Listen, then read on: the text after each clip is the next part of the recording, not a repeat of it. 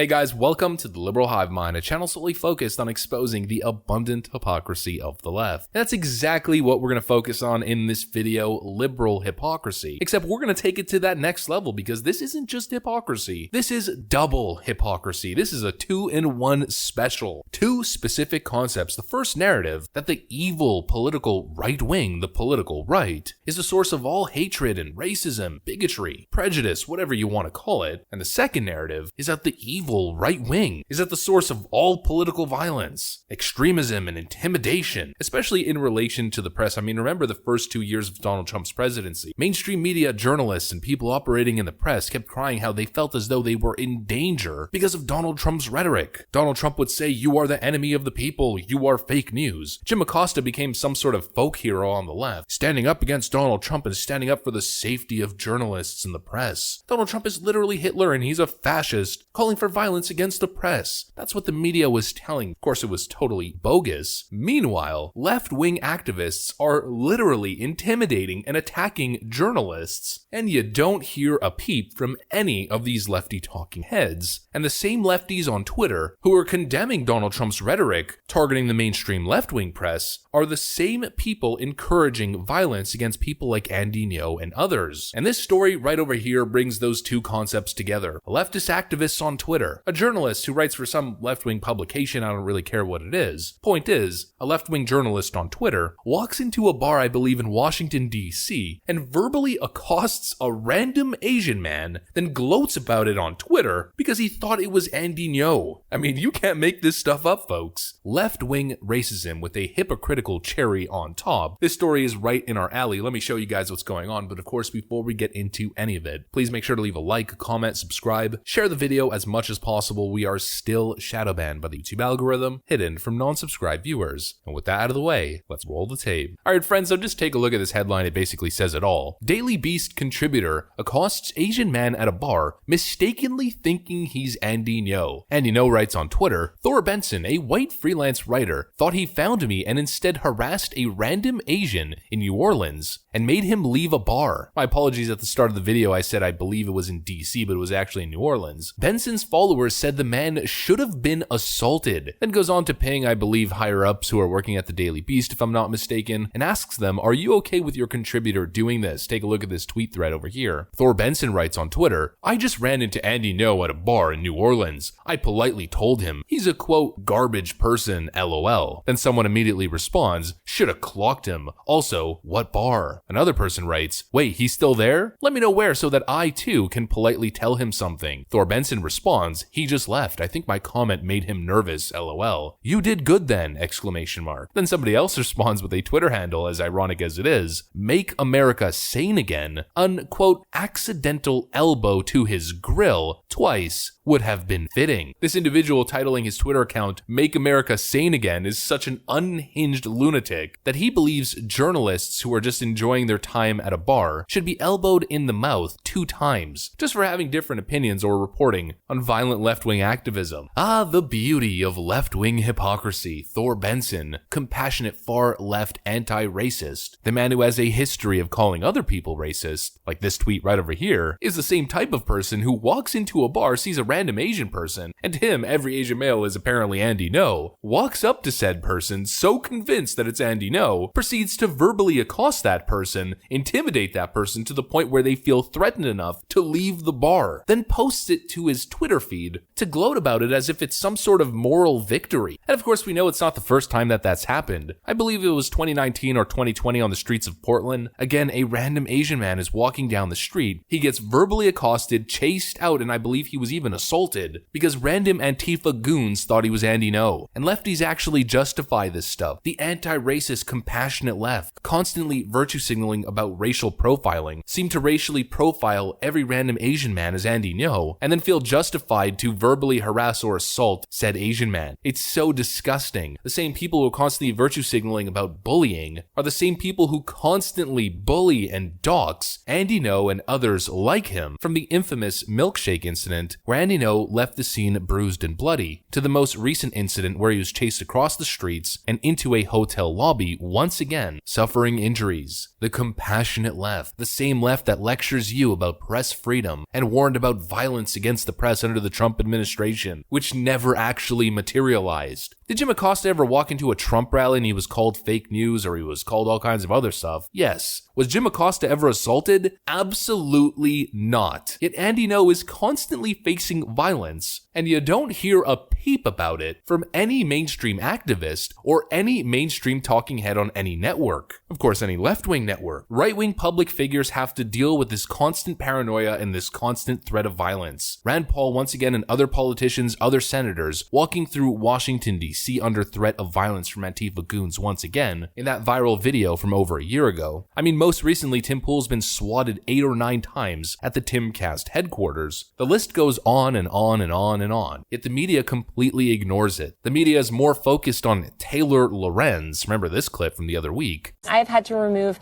every single social tie. I had severe PTSD from this. You feel like any little piece of information that gets out on you will be used by the worst people on the internet to destroy your life. And it's so isolating. And terrifying. It's horrifying. I'm so sorry. You're fine, it's overwhelming. It's really hard.